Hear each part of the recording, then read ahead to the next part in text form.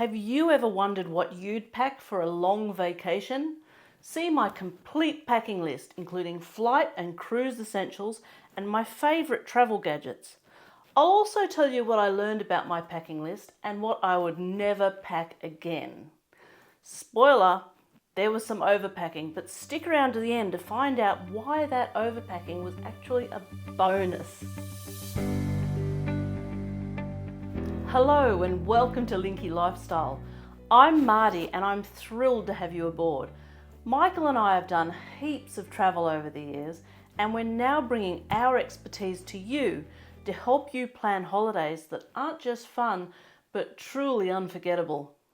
I've shown you what I pack for a long haul flight. Now I'm going to show you what I'm actually packing for a 6-week holiday.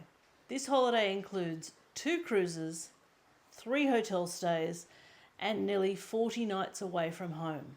It's nearly the biggest trip I've ever taken away from home, and with so many different things going on, I've had to be really careful about what I pack. The other difficulty is Michael injuring his shoulder and not being able to lug very much. So I need to try and keep it to a minimum, which you're going to laugh at when you see how much there is. But I do think I can get this into 1 large suitcase and 1 rollerboard bag and 1 messenger bag, all of which I can look after myself. That just leaves him with his rollerboard bag and his camera backpack. So let's see how we go. You'll have noticed already that I filmed this in multiple sessions and not attempted any continuity. I filmed the parts where I'm packing about 3 months ago using my then brand new DJI camera, unscripted, across 2 days. I'm now filming in my studio about 6 weeks after we've returned from our trip. I've never done a video like this before, so please forgive the lack of continuity, unscripted verbal ramblings, poor use of a new camera, not enough and too much light, cutting off my own head, occasional microphone interference, and many other video creator sins. I'll talk through my packing list in groups, such as clothes, toiletries, and so on. And at the end of each section, I'll assess what was essential and what was a regret. Then I'll give myself a score out of 10. Feel free to add your scores in the comments. On the bed, I have put nearly everything that we're taking apart from clothes. Or I should say everything that I'm taking apart from clothes. Over here, I have a miscellaneous bag, the green one. I have my medication hanging thingy, the zigzag thing. This bag here is cruise items. Then we have my essentials bag for on the plane, my tech bag for on the plane, my makeup bag, my jewellery bag, my plain toiletries bag, my bedside bag, my toiletries bag, my personal item bag with stuff scattered all around it that's going to go into it, and a packing cube for the plane. So let's see what is going into those. Let's start by looking at clothes. I took 7 dresses, including the one I wore on the plane, which were a black technical silk knee-length short-sleeved dress, which is very lightweight. This was a good dress for the warmest days and was okay for cooler but not cold days with a cardigan and leggings. A red stretch knee-length short-sleeve dress, also quite lightweight and best for the warmest days. A blue and gold quilting cotton knee-length dress with 3/4 sleeves. I made this one from a pattern I've used 4 times and the fabric only cost $5, so I consider it a very good value dress. Despite the low cost, I thought it looked a bit dressier with the gold pattern, so I usually wore it for dinner on the cruise ships. I had a magenta, lightweight stretch jersey, long sleeve, bat wing, ankle length dress I made myself. I only wore this dress once and to be honest I knew I shouldn't pack it. The fabric is very lightweight and it clings to every lump and bump, of which I have many, and I always felt really uncomfortable wearing it. Then I had a khaki green stretch mid-calf length 3/4 sleeve dress. It's about medium weight, and this was good for colder days and I wore it a lot. I also had another khaki green dress, this time a heavy stretch cotton elbow length sleeve knee length dress. Now call me stupid, but I didn't realise I was taking 2 dresses of almost identical colour. Probably because I put the second one aside to wear on the plane instead of packing it. While it was great on colder days, being heavier fabric, I would have preferred something in a different colour. The last dress I took was a raspberry ponte, which for those who don't know is a heavy stretch fabric. It's a knee-length dress with puffy sleeves and I made it from the same pattern as the quilting cotton one. It's a very versatile pattern. This is a very heavy dress, so I wore it a lot in Canada, on the first cruise and on the colder days in New York. I took my grey cashmere cardigan, black denim jacket and a long black floaty sort of cardigan. I also had the clothes I took on the plane, which were leggings and a long sleeve t-shirt. I took comfy walking sandals, which are Naot Kalas, black Air Force One sneakers, and a pair of black combat style boots with a chunky heel. And of course I had underwear, bras, tights and socks packed too. Could I have done better? Given the variations in climate, there were days in the mid-20s Celsius and days that were -5 Celsius. It was good to have a range of dresses with different coverage and weight. On the warmer days, I went bare-legged and wore sandals or sneakers with no-show socks. On colder days, I wore merino wool leggings or opaque tights with my boots or sneakers. For an outer layer, I had my Eddie Bauer Girl on the Go trench and a Uniqlo puffer jacket to wear under it for colder days. When it comes to shoes, I got the most wear out of the sneakers, but I could wear them in nearly all climates. All of the shoes got a good bit of wear though. We had more warmer days than I'd anticipated, so I probably would have liked another lightweight dress for variety, but the problem with packing for a range of climates and trying to keep it light is that you just can't have as much variety for the extremes of weather as you could if it was a single climate trip. So what were my essentials? Well, they were everything except my regrets. And my biggest regret was the clinging magenta dress, but I also hardly wore the black cardigan, so I guess it's also a regret. My score for the clothes packing is 8.5 out of 10. Now on to what I call the loose items. These are items that I pack that don't go inside another bag or packing cube. This is my hair styling brush. It's an American one. I bought it in New York last year, so it's got a lot of hair in it. It runs on 110 volts or whatever it is over there, so I can't use it in Australia. I have one the same, or almost the same in Australia, that runs on 240 and has an Australian plug. So this one's good for America and Japan, and the Australian one's good for Australia, Europe, Singapore, UK. They're all the places I've taken these two brushes so far. I have a large folding jewellery tray. I won't clip it all up, but you get the idea. It's good for holding odds and ends. It could be skincare, it could be, I don't know. I'm trying to think what I used it for last time I travelled. Could have been makeup actually. I have a small version that I use for jewellery, which goes in the bag with my makeup mirror. It's quite big. It's got a light on it. But you know, it's flat, so it's actually quite easy to pack. It charges on micro USB, so I have a cable for it. It came with a suction magnifying mirror and a cleaning cloth. So they're just all in the bag with it. I have my heavy but sturdy and reliable Davek umbrella. Michael has one too. His is red, mine's pink. I have a Philips Hue Go version 2 light, which is the Bluetooth version. You can set it through your phone using Bluetooth to come on as a sunrise alarm at a certain time in the morning. It doesn't make a noise, it just makes the light come up. We're in an inside cabin on one of the cruise ships, and our hotel room in New York is always very dark. So to help us get up and go in the mornings, we take this. I do have a sunrise alarm and I have been known to take it, but it's about twice the size. So we just use this and then an alarm on our phone. I have a mesh over the door organizer. Not always useful. Fairly compact, so not that hard to pack. Might ditch it if I decide there's not enough room for it. And then I like to take a mug to keep my tea warm. I've got the insulated one, which is okay, doesn't keep it warm that long. Or I've got an Ember mug, which is a little more compact, also filthy, but never mind. With the Ember mug, you have to have a charging coaster, and that plugs in, so that's extra bulk. I'll have to decide which one of those I'm going to take. Or maybe I just leave them both at home, but I do like my tea hot. The sunrise alarm light, hairdryer, makeup mirror and jewellery trays got plenty of use, as did my mug. I took an insulated one, and on the cruise ships I could use it to make a cup of tea in the buffet and then take it back to my room or elsewhere on the ship. I found that if I kept the lid on, the tea stayed hot for a good long time. The umbrella got used on one day in New York. We were so lucky with the weather and only had one day of rain, but on some visits we've had rain nearly every day. The only thing I never used was the over-the-door organiser, so I won't be packing that again. The essentials were my hairdryer, makeup mirror and mug. My only regret was the over-the-door organiser, so I score myself 9 out of 10. Now it's time to look at toiletries. This is my toiletries bag, quite large again. We are going away for nearly 6 weeks. The outside pocket has my microfiber hair towel. It's plastic lined so it won't transfer moisture if I pack it when it's damp. I also have in that pocket some backup products for the return plane journey, so cleansing wipes and that sort of stuff. Inside I have my body scrubber, my cleanser that goes in the shower. This is all body and hair products. So I've got a foot file, some dry shampoo, eczema cream, some moisturiser, a hair clip, travel toothbrush with mini toothpaste tubes and a head for each of me and Michael, a comb. I've got my shampoo and conditioner in my Matador soap pack, skincare, some retinol, some balm cleanser for removing makeup. Hang on, no, that's cream cleanser. No, that's moisturiser.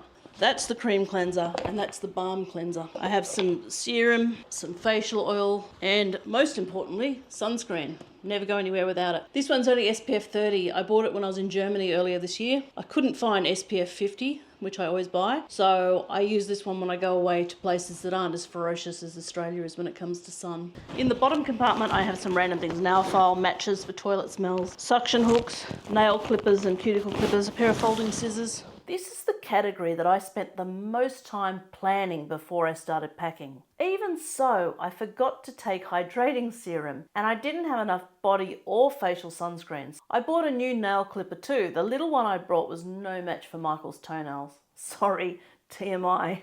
The little deodorant I packed, which we shared, wasn't sufficient, so we ended up buying some of Michael's favourite Harry's brand and we shared that for the second half of the trip. I had to buy another travel size can of dry shampoo, but I was expecting that. I had a big can at home, but it wasn't going to fit in my toiletries bag. I didn't use the suction hooks, but using them depends on the setup of the hotel or ship bathroom, so I'd still pack them in future. I bought myself a rechargeable Philips One travel toothbrush when we were in New York because you can't buy them in Australia. The 3 cleansers were a lot more than I needed. I knew the 2 tubes of cream cleanser would be too much, but one wasn't going to be enough, and I like to keep one in the shower and one in the sink. I would have used all the balm cleanser which I use for removing makeup, except I got lazy about putting makeup on and stopped using it about halfway through the trip. So I had about a third to a half of the cleanser left when I got home.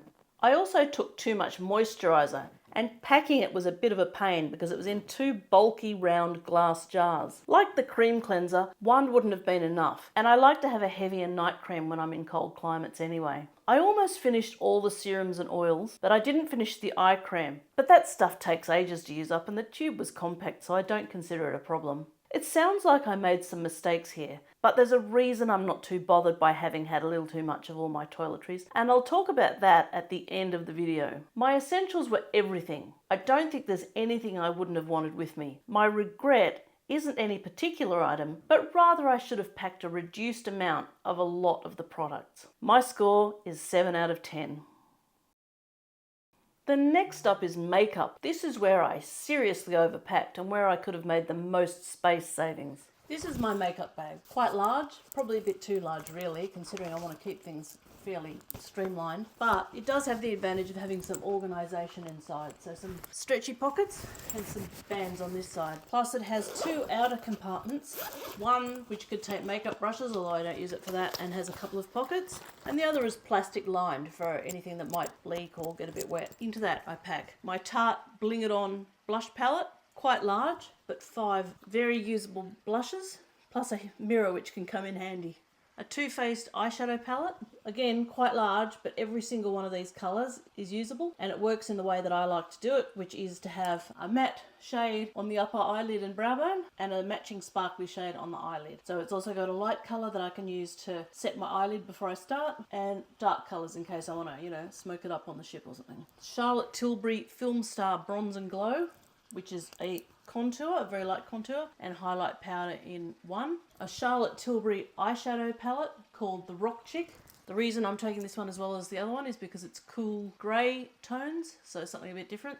I have the Fenty Easy Drops foundation, which is good because it's light coverage. My skin can't really take heavy foundation anymore. And it's a smallish plastic bottle, so good for travel. I have some setting powder in a small container I bought from Amazon. It's good because it's fairly narrow but large across the top, so I can get a brush in there. I've got a pencil sharpener for eyeliner pencils and lip liner pencils. Some matte pore perfecting primer. 2 concealers. I don't actually use concealer that often because I find that it gets into the creases and makes me look actually even worse. But sometimes I just need a little dab here and there. Some eye primer, decanted into a small pot so I don't have to take a full tube of it. Setting spray, a few cotton buds in a little Muji container. I've got 4 small bottles of perfume, another primer, a more hydrating one, 2 random lipsticks. This is the old Clinique Raspberry Glacé, which you used to get in every single Clinique gift. This one must be at least 20 years old, but it's still okay, so I still use it. And NARS Cruella, a darkish but not overwhelming lip pencil, matte lip pencil. I haven't yet packed because I still need to use them and I don't have extras. Eyebrow gel, an eyebrow pencil, a liquid eyeliner, some eyeliner pencils, some eyeshadow crayons. I like Laura Mercier caviar sticks, a lip primer, and some lip liners and lipsticks. I have a brush roll. I bought it from Etsy years ago. And in here I have all the brushes that I need. I've got a blush for the contour, blush, foundation, setting powder, fluffy brush to sort of soften it all up, eyebrow spoolie, eye pencils, concealer brush, a pair of tweezers, and a pair of scissors. I got these in Japan. They're really handy. You just take the lid off, slide the side up, and you've got a little pair of scissors. And they don't seem to get picked up in security, or at least they haven't yet. Not that this will be going through security because it'll be in my checked-in bag, but when I travel domestically. The brush roll will fit into the makeup bag. So maybe it's not so bad that it's big. I shouldn't have decided on that big bag. It just encouraged overpacking. In future, I'm going to use a smaller one. I promise. But first, did I forget to pack anything? No, not really, but I realised early on that my eyebrow pencil had run out, so I had to get a new one of those. I also bought a new foundation stick, but that was want, not need. And I still can't walk into Sephora without picking up a few of the little products they have at the checkout area. But nothing I bought from there was a forgotten packing item. So what did I take too much of? While the large blush palette got used, I could have done without it. I had the mini blush I took on the plane, and I could have taken 1 or 2 smaller blushes for variety, without using up the space of the big one I took. Similarly, the 2 powder eyeshadow palettes barely got used. My eyelids get a bit cranky when I use powder shadow and brushes these days, so I only use them about 3 times in total. They did not earn their space in my luggage. 1 small palette with some variety would have been plenty instead of this big monster. I even overpacked the eyeshadow crayons that I now prefer, taking 6 or 7 when 3 would have been sufficient. They don't take up much room, but they were just something else to scrabble through when looking for something in the bag. I didn't use the eyeshadow primer much, and I took 4 small rollerball bottles of perfume when I could have gotten by with fewer. Again, they don't take up much space, but when it's all thrown in a big bag, it's harder to find what you want if there's a lot of stuff to dig through. Most of the lipsticks I took needed the full lip liner treatment, and I couldn't be bothered with that on holiday, so I really ended up only wearing 1. I should have just taken easier to wear lipsticks. I also took 3 brown pencil eyeliners when 1 would have done. Don't ask me why I thought I would need 3. And of the makeup brushes, I used all the face ones, but I didn't need so many sets of eyeshadow brushes since I didn't wear powder eyeshadow a lot. And I probably could have packed all the brushes in the side pocket of the makeup bag instead of using the brush roll to reduce bulk. My essentials were my basic makeup kit, and my regrets were the large palettes and the multiples of things like eyeliner and eyeshadow crayons. This is my lowest score at 5 out of 10. Moving on to my bedside bag. My bedside bag, I always pack a separate bag for my bedside items. That way, if we get somewhere late, I don't have to be digging around looking for things. But I've got prescription medication, hand cream, pillow spray, tissues, all the things I like to have next to me when I go to bed. Plus Michael, of course, but he doesn't fit in the bag. I had everything I needed and nothing extra. The only problem I had was that the lip balm I took was a Bulgarian one I got on an Emirates flight earlier this year, and it was too runny. So I replaced it early on with the one I got on the Qantas flight going over to America, which was much nicer. At least I didn't have to buy a new one. In the end, all my prescription medication did not fit in the bag, but that's okay because I put the extra in the miscellaneous bag and restocked the bedside bag when I needed it. I only used the foot cream a couple of times, but it was good to have it. I consider it all essential, and the only regret I have is trying to use the Bulgari lip balm for a few days and waking up with really dry lips. Tried and trusted is the way to go when travelling. Always remember that. I give myself a score of 9.5 out of 10. As Michael and I get older, over-the-counter medications are becoming much more important, so let's see what I packed. Now I have my medications, which I keep in a hanging jewellery travel bag. It's handy because you don't have to go searching for things. What have I got in here? I've got a sock thing you put over a toe if it gets sore, anti-diarrhea medicine, some alcohol swabs. I had to buy them in New York last year because I got a blister that got infected on my toe. Most inconvenient. Voltaren tablets. That's anti-inflammatory. Some moleskin patches. Melatonin gummies, Neosporin spray, Dramamine for seasickness, antacid, antihistamine, hydration sachets, paracetamol, which Americans call acetaminophen, ibuprofen, Tylenol PM, and some Band-Aids, although I am going to have to stock up on a few more Band-Aids, I think, because there's only 2 in there. Since this whole category is just in case, and our prescription medications were packed elsewhere, I can't really complain that a lot of this didn't get used. We used some antihistamine and 1 Band-Aid, and Michael took 1 seasickness tablet, I think, and I might have taken some melatonin. I'm not sure. But otherwise, the bag stayed intact. Despite not everything being used, which is actually a good thing when you think about it, I wouldn't want to travel without it, so it was all essentials. Score, 10 out of 10, just for being there. The miscellaneous bag is the bag that holds all the other small things that don't go into another bag. It had backups of things like tissues, cotton buds, prescription medication, and some extra painkillers. Plus, it had kitchen and laundry items and a whole lot of other stuff, as you'll see. Some spare sanitizer, hand sani. I know there's 4 bottles here, they're all half full and I just want to use them up, so I'm taking them all with us and hoping that we'll just go through at least half of them. Luggage scale, gotta have a luggage scale. My 2 folding shopping bags. Tea bags, my favourite tea, Twinings Australian afternoon tea. I don't always take tea bags with me, but the hotel we stay in New York doesn't have daily housekeeping, so you don't get any extras. In fact, I don't think they provide tea at all. On the 2 cruises, I should be able to get tea bags, and in the other 2 hotels, I should be able to get tea bags. So I've just got a few. I do reuse them. I don't like my tea awfully strong, so there should be plenty there just for the 15 nights we spend in the New York hotel. I have 3 over-the-door hooks. I use them to hold that over-the-door organiser if I use it, but they're also handy for hanging up a clothesline or hanging clothes on a coat hanger to dry or hanging a bag up. Depends. Plenty of things you can do with them. I have the US power cord for that Philips Hue light. These are a must. They're called yoga toes, or as I call them, yogurt toes. You put them over your toes after a long day out walking and your feet are tired and your legs are aching. You leave them on for about half an hour, which is usually breaking point for me because they actually are agony while you have them on. But once they come off, your legs and feet feel so relaxed and so rested, it's worth the half an hour of pain. Extra tissues, extra cotton buds, probably way more than we need here, but you never know. I like to use them to clean up eye makeup and stuff, so it's possible I'll need them all. Prescription meds, cruise line luggage tags, safety pins, never used them. Take them everywhere, never used them. But I guarantee if I didn't take them, I'd need them desperately. Extra painkillers. There's 100 in here. Seems like a lot, but Michael and I are old and we have aching legs and knees and backs and things, so 100, you take 2 at a time, so that's 50 doses, that's 25 doses each. We're away for 38 days. We'll probably use most of them. Extra shout wipes, because I am messy. I can't help it, I have a shelf, someone once told me. So, you know, I'm eating. There's no use putting a napkin on my lap. Nothing gets down there. A Tide pen for using when I wash clothes. Micro paracord, I think it is. Apparently very, very strong for its thickness, which isn't very thick, so washing line. That's what I use for washing line. A multi-tool with screwdrivers and bottle openers and all sorts of things. A travel cutlery set. I don't like using disposable cutlery, so I have this. It's one piece is a fork and the other one is a spoon with a sort of a serrated knife edge on it. They pack up quite small. They're not fantastic to use, but it's better than nothing, and I don't like using disposable, as I said. Laundry sheets, highlighters and a Sharpie. Never know when they might come in handy. Travel straw.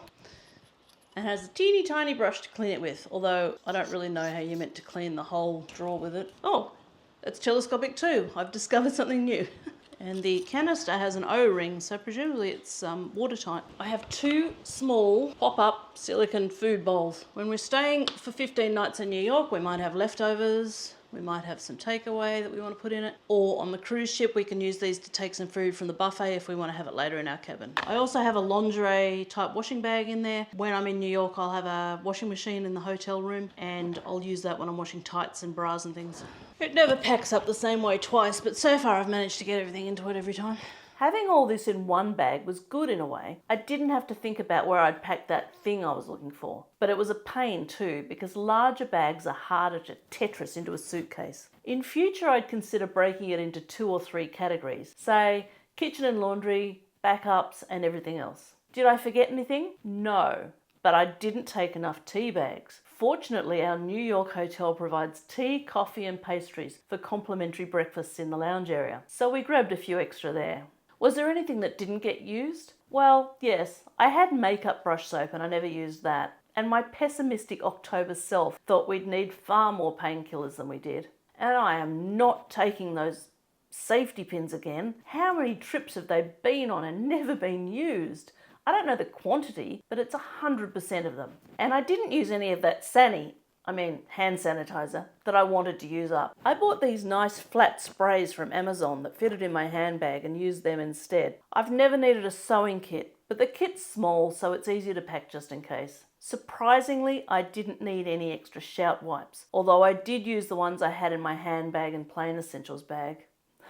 I was eating a hot dog in Central Park, thinking I'd done a great job of not spilling anything on myself. Then I looked down and there was this huge streak of tomato sauce, or rather ketchup, and mustard, not only on my dress, but on the crossbody strap of my handbag.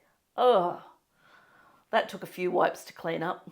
I didn't use the travel cutlery or the straw or the multi-tool, so they're all in danger of staying at home next time. No more holidays for them. Same for the micro paracord. We also didn't bother with the luggage scale that I can recall, although we should have realised that our baggage allowance on Qantas was much more generous than on the Delta flight we took to Canada from the US. It cost us a fortune in overweight bag fees. Don't you hate that? My essentials were my yoga toes, the Sharpie and highlighters, and the collapsible containers. And my regrets were the makeup brush soap, those safety pins, the extra hand sanitizer, and the travel cutlery straw and the multi-tool. I also regret using just one bag for these items, and next time there'll be at least 2 smaller ones. Hey, I just had a thought. Maybe I should have used the collapsible containers to hold everything that was in the miscellaneous bag. That would have saved some space. I'll have to think about that for next time. I think I'll score myself 7.5 out of 10. Time to look at the cruise bag. I have a bag for items that are just going to be used on the 2 cruises. I have 2 magnetic rechargeable motion sensor lights. We just have these in cupboards here at home, but when we go away I just grab a couple out of the cupboards and take them with us. It saves having spares lying around between trips, and we certainly don't need them in the cupboards while we're not here. A folding rechargeable fan. The foot folds flat. It also has a loop on it, so if you want to hang it from a magnetic hook in the cruise cabin, you can do that. This helps to move the air around in a stuffy cabin, especially if you're in an inside cabin. There's some magnets made up that say Linky Lifestyle. The real purpose of these is to put one on our cruise cabin door so that Michael can find the cabin easily. Being low vision, and on a cruise ship you can have a massive hallway full of cabins with identical doors, just saves him from having to peer at all the numbers as he goes down the hallway. Is there a ship-specific way of referring to a hallway? I don't know. Magnetic clips, good for putting the daily paperwork and other things on when you're on a ship. All my magnetic stuff's all hooked together. I have some very powerful magnetic hooks. They're useful for hanging bags, lanyards, caps. And the last thing I have is a phone wallet that attaches to the MagSafe on my phone. It holds credit cards or cards, so I put my cruise card in there when I'm on the ship, which means I always have my phone with me, so I always have my cruise card with me, and it also doubles up as a stand, so if I want to read or something. Nearly everything I packed came in useful, except for the Linky Lifestyle magnets. We worked out other ways for Michael to find our cabin. 3rd one past the lift, that sort of thing. We didn't use the fan, but I'd probably still take it. I hate being too hot or stuffy. My phone wallet got heaps of compliments from the staff and passengers on the 2 cruises, so it was a win. Our first cruise ship didn't have magnetic walls, but we used the hooks to hang drying clothes from the ceiling, and we placed the nightlight in the bathroom on a shelf, so we could still see during those nocturnal visits. Essentials were my phone wallet, the magnetic hooks, and the nightlights. The one regret is probably the Linky Lifestyle magnets. My score, 9.5 out of 10. Are you enjoying this different format? Please comment with your packing experiences and your essentials and regrets. and we would love it if you'd subscribe. We managed to get to our goal of 500 subscribers by the end of 2024, but our new goal is to reach 1,000 subscribers by the end of April, which is the end of our first year on YouTube. My personal item bag goes on the plane with me, and I pack in it all the things I will want to access most whilst flying. Here I show you the bag I'm using, and then I try to confuse you by jumping straight into my handbag and its contents, because it gets packed in the messenger bag, followed by the other loose things that will go in the messenger. So now my personal item bag.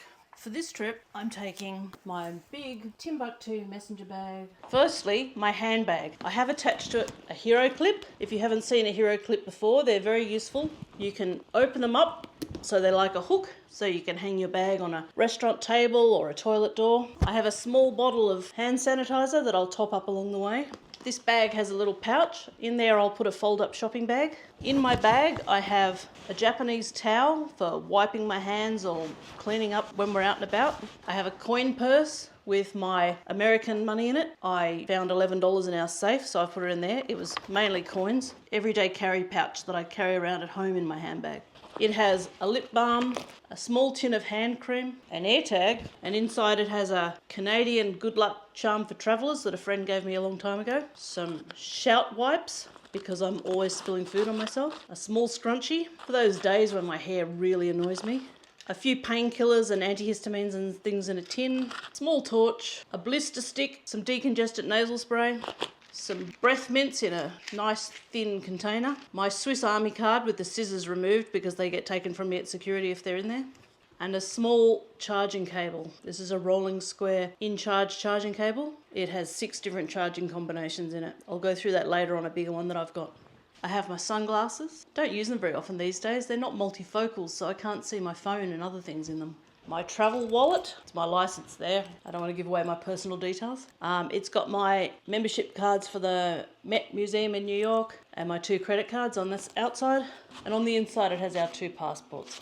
I'll be taking my MacBook Pro, iPad. There's one thing I didn't show you that went into my personal item, and that's the camera I was filming on and its microphone. It's a DJI Osmo Pocket 3 with a DJI Mic 2. They don't take up much room, as you can see. I was filming on them when I did the other videos. There wasn't much I didn't use here, apart from some of the EDC pouch contents, which are just in case items, such as the torch. I did remove the pouch contents and put them in my handbag loose after the first week, because the pouch itself was taking up too much room. One thing I forgot, which could have caused a real drama, was my Qantas frequent flyer card, which enables me to withdraw cash overseas. I was going to make a cash withdrawal from a credit card, which would of course have all sorts of costs associated with it, but luckily we managed to avoid that. We always use credit cards for spending, and our only need for cash whilst travelling is for tips. The tour guides we had in Canada had QR codes and things that enabled us to tip with our credit card. And once we left the first cruise in New York, we took our remaining onboard credit as cash, which was way more than we needed. And we actually ended up putting quite a bit back in our bank account when we came home.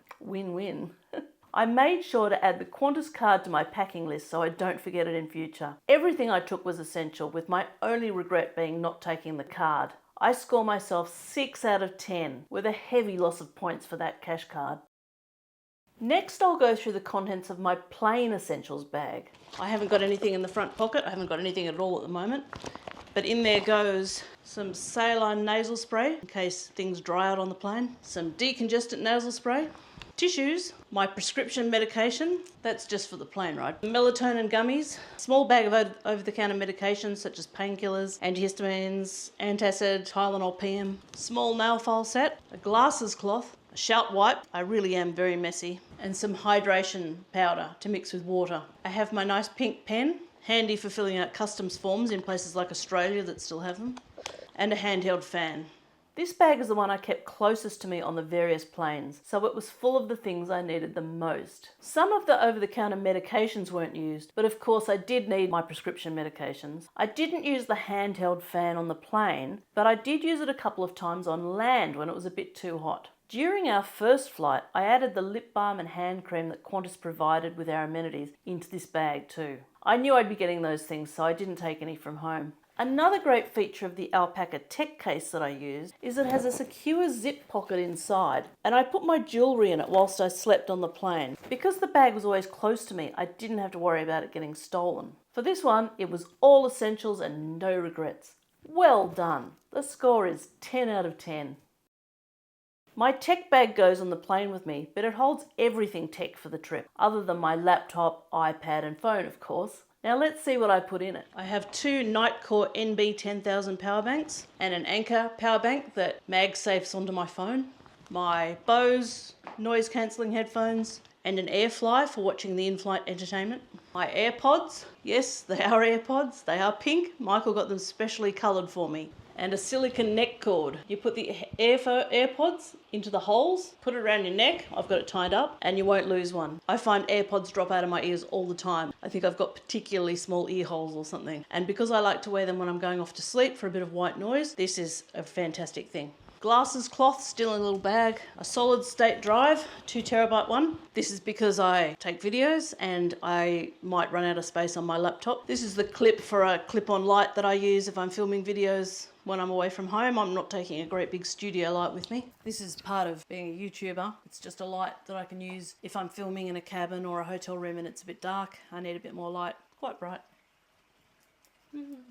And this is a larger version of that charging cable that I carry in the essentials bag with the 6-way charging. So it has 2 ends, obviously. One end is USB-A and USB-C, so that's what you plug into the power source. And this end has USB-C, this is the end you plug into your phone or laptop or whatever it is you're trying to charge. It has lightning, and the lightning has a slot in it that enables it to be used for micro USB. So that's 6-way charging. The micro USB isn't fantastic, I wouldn't rely on it. It's okay if you're desperate. But I do find that if I use it, I have to keep holding it into whatever it's plugged into. It won't just sit there, otherwise it loses its connection and doesn't charge whatever it is. I also have a very handy little watch charger for an Apple Watch. It has USB-C and lightning inputs, so you can charge it with any cable. And I also have in there another small bag, which is just my charging essentials. It has USB-A to C adapters because planes usually have USB-A power outputs. I have 2 USB-C to C and 1 USB-A to C cables. I have a data blocker in case I want to charge in an unsafe public charging place. I have a charging pad for phone, watch and AirPods. I use that on my bedside table where we stay, but sometimes if I've got enough room I also use it on the plane. And I have a plug-in GaN charger. Because it's GaN, which I think stands for gallium nitrate, it's very compact and has a good deal of power. So it's got 2 USB-Cs and a USB-A output. It's got the Australian plug on at the moment, but if I take that off, it has a flip out US plug, EU plug as well, because on cruise boats, there's usually EU ports as well as American ones. So if I need to, I can use those instead of the American ones. The Alpaca Tech Case Max is great, and it fits not only the Bose Quiet Comfort headphones, which fold up quite small, but also my small charging essentials bag. I used everything except for the little data blocker that prevents juice jacking. It's tiny and it's another just in case item, so that's fine. The very compact GaN charger is a game changer. It can charge everything. Phone, AirPods and watch on the flip out charging mat, laptop, headphones, makeup mirror, power banks and my toothbrush. Not all at once of course, but I can charge my phone, AirPods, watch and either my laptop or iPad all at once with it, so it's a real space saver. No more separate chargers for different devices. I now have a rule that if possible, everything that needs charging must use USB-C. Think about things like some cameras that have those massive proprietary battery charging packs. But you can get a battery from Amazon and other places that has a USB-C input directly on it so that you can charge it with a USB-C cable and not have to take that massive battery pack. The EU adapter for the GaN charger was very useful. On the first cruise, the bedside power outlets were European. Having the EU plug meant I could have my charger plugged in and my phone next to me overnight, so I could see the time whenever I got up. At risk of becoming very boring, again, all of these were essentials and I have no regrets. I'm very pleased with my refined tech bag, so I'm scoring myself the full 10 out of 10. Now we'll look at my plane packing cube, which holds clothing I take on board the plane. It contains my merino wool leggings, merino wool long sleeve t-shirt, a spare pair of socks, a spare pair of undies, and my serape, which is a cross between a scarf and a cape. So that's what I wrap around myself on the plane if I get chilly, which I don't usually do. Oh, and it has a pair of hotel slippers in there as well, so I can slip them on to go to the toilet. I forgot to mention here compression socks for flying, but I didn't use them anyway because I'm always too hot on planes. I didn't wear the long sleeve t-shirt either on a flight or anywhere else. I also didn't use the serape, and as it's quite bulky, I'm pretty sure it'll be staying at home next time. I also forgot to mention that I had a soft bra in there. I changed into it to sleep on the plane, so I didn't have underwires sticking into me, but I could walk around the plane without feeling like it was all hanging out. If you know, you know. The leggings, cardigan, soft bra and slippers were essential. The regrets are the long sleeve t-shirt and the serape. This scores 7 out of 10. For my onboard skincare and makeup, I have a plain toiletries bag, so I'll show you what goes in that. It's in a clear liquids bag, but it has liquids and non-liquid products in it. I have some cleansing wipes taken from a bigger packet and put into a Ziploc. A makeup removing wipe, that's an oily kind of wipe. Deodorant and antiperspirant wipe. Sunscreen for my face, sunscreen for my hands and arms. A lip balm with sunscreen. A scrunchie for tying my hair back.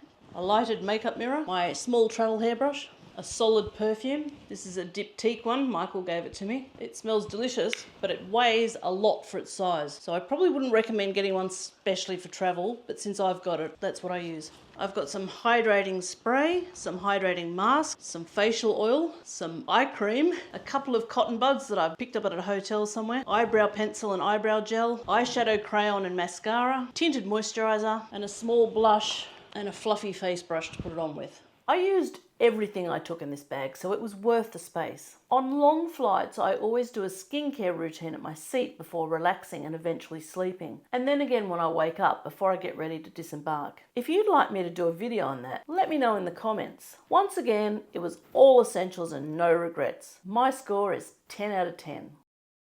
My jewellery organiser doesn't hold much actual jewellery, except for rings, unless you call watch bands jewellery.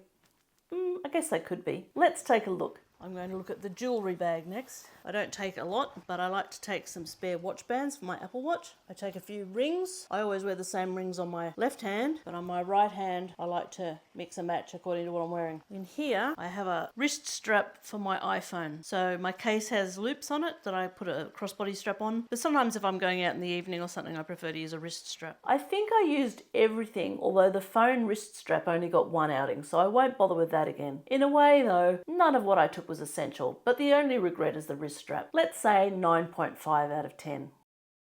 And now it's time to pack it all. Watch as I fit it all in, just like a magician. Woo. Time for the fun bit. Now I'm going to try and pack it all into these bags. So this is my rollerboard. It's a away small carry-on size, and my messenger bag.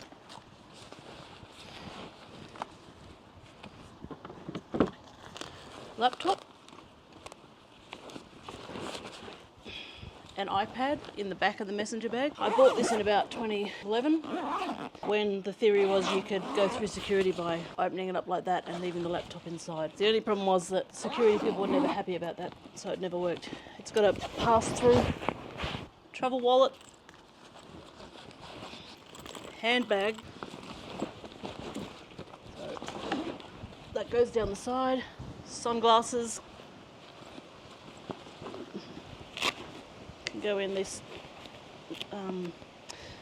Velcro pocket inside, jewellery, which I don't need on the plane, but I keep with it because it's, you know, jewellery. Go down that back bit. Then I have my tech bag,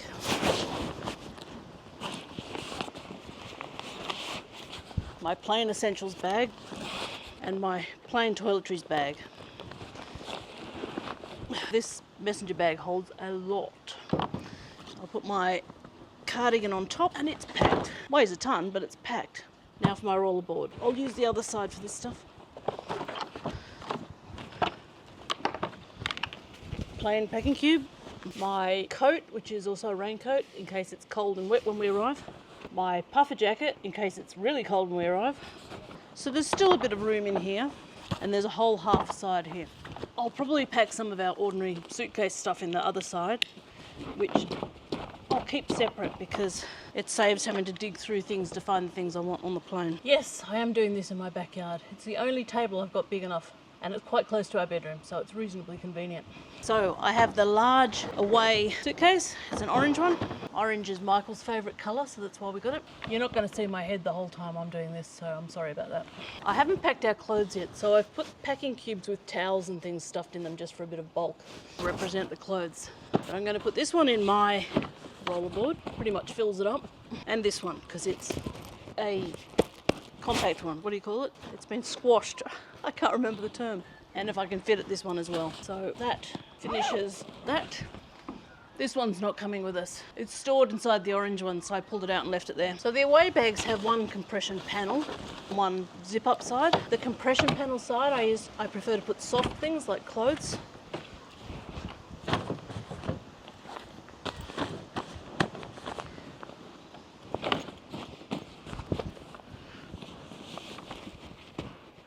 That's probably a little bit too high, so I'll take that out.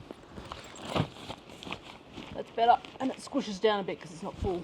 Put my mirror, the other jewellery tray, the over-the-door organiser, the medications, and my umbrella, the miscellaneous bag, Michael's rain jacket. Yes, it's pink. Guess who bought it? Toiletries bag, cruise bag, the light, my bedside bag, my boots. They're not very compact. They're quite chunky. If I was desperate, I could stuff them full of socks or something. I've got my insulated mug. Actually, my hair dryer. Leaf just hit me. My mug. And there's quite a bit more room here. So we've got that, and then we've got at least half of Michael's rollerboard. So I think we'll be okay. He might end up with more clothes than I've estimated for, and he'll probably have a pair of shoes. His shoes can probably fit in here, and his clothes can go in half of his rollerboard, with the other half having his tech bag and things like that in it.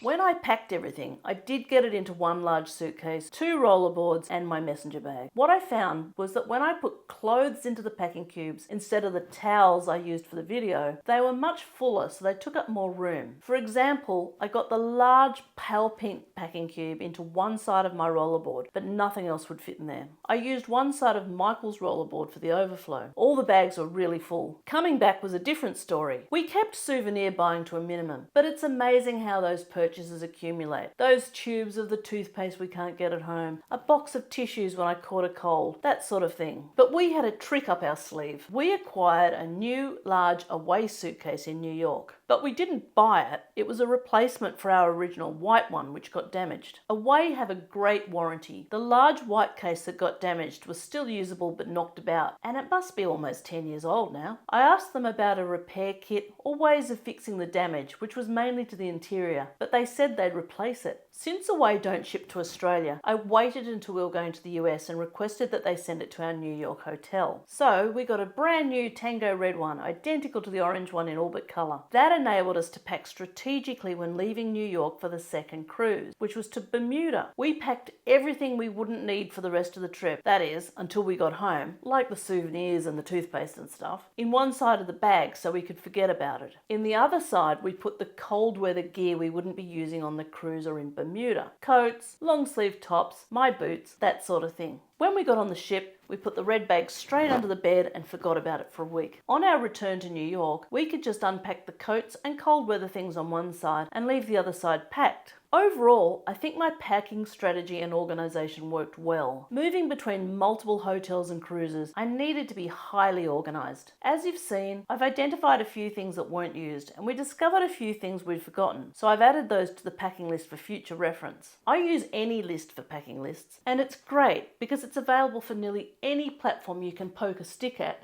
And I can share lists with Michael, so we have a shared grocery list, for instance. The best thing about it is that you can set different groups of categories and sort the list according to each one. This means everything I pack has a home location category designated, so I don't have to keep running back and forward to get things. I can go to one location and get everything that's there. Then I can resort the list to show a packing location, so I know what I need to grab to put in any particular bag. And then everything has a type, so I can look at, say, what clothes I'm taking. They aren't a sponsor and I won't get anything if you purchase any list, but I highly recommend it. Now, I mentioned a couple of times that I'd talk about something at the end of the video. I'd overpacked some items, but on the way home something happened that made that a good thing. It also ended up being good that we'd separated our travel needs from stuff we wouldn't need until we got home when we packed. and our medication supplies came in handy too. We flew home from New York to Sydney with a transit stop in Auckland, New Zealand. It was meant to be about an hour and a half. On the way to Auckland, Michael got very ill. He couldn't stop vomiting and he had a terrible pain in his appendix region. When we arrived at Auckland, the Qantas team got paramedics to come on the plane and assess him. He ended up being taken to hospital by ambulance and staying there for 2 days. So instead of flying straight home in one go, we stayed in New Zealand for 2 unplanned days. I had to check into an airport hotel. Shout out to the Novotel there. They were great, and they're only steps from the international terminal, so really convenient. Qantas were amazing, and they got our luggage off the plane and even got it taken to the hotel to help me out. Anyway, to cut a long story short, having extra skincare in particular was a bonus. And of course,